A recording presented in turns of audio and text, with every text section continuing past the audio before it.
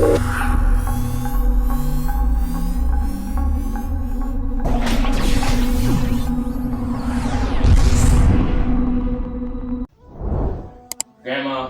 can I please? Yeah, what's up? Nothing much. How are you? Good. I need to talk to you for a second. Okay, what's up? I don't really think I'm into this Jesus thing. What? Why would you say something like that?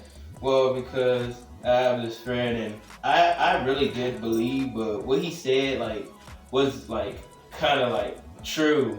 When he was like, we don't really know who created the earth. We don't really know if it's him. Cause we say God gives blessings, but there's people who die. Some people get aborted, some people do that. It's he doesn't really care. So it's dude, is it really a God?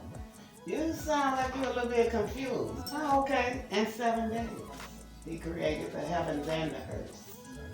I guess I look at it as he had a point when he said there's Santa, there's the Tooth Fairy, and then there's all this other stuff, and then people say there's God and there's heaven or hell, but some scientists can't even prove that.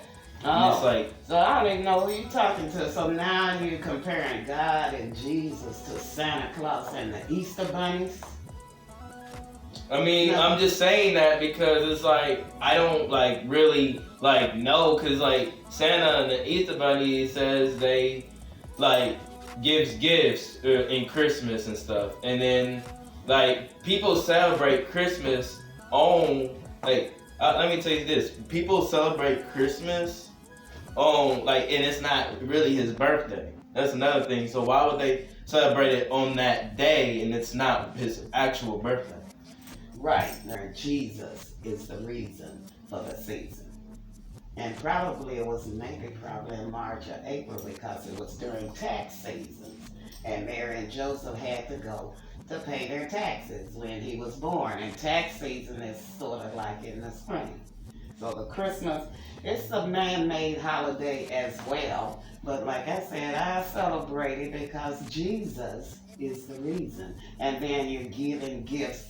But some people pretend there's a Santa that's bringing the gifts. And then I guess with Easter, but then this is how Satan does. He always have to take the attention from the original. Because on Easter, what does that represent? Easter apparently represents when he rose from the cross. Exactly. When they nailed him to the cross, and then he rose and to go where? Up in heaven? Okay, so where did Easter Bunny come in? There wasn't no Easter Bunny at the end of the cross, so jumping across the thing. It wasn't, but see, I guess my point is they're all stories. Right, and that's what I'm saying. For the things that's real, that's in the Bible, you don't see nothing about no Easter bunnies and Santa Clauses in the Bible. That's the pagan way, the way of the world, to get people to spend more money on the little Easter bunnies. And we're going to have eggs. And tell Santa what you want, and we're going to do. It's just the paganism that comes with it. So you have to be focused and reading and believing and reading what's in the Bible and not what somebody is telling you. But okay, I'll tell you this then. The person who first wrote the Bible, how was he able to even, because I don't even know books were invented. So the person who wrote the Bible was there when it happened, but then how would the person who died know that the person wrote is accurate? Because if the first Bible was first written, it's the person who wrote it while everything was happening died. So I don't know how somebody else found it and just wrote it.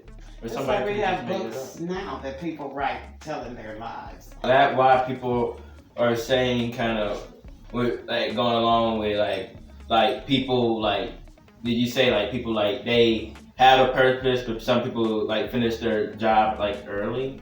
I guess my question would be like, let's say somebody would die early or something like that, because they couldn't control it, they die. Because people say everything happens for a reason. So could like the baby that died, could it like potentially become like some guardian angel maybe?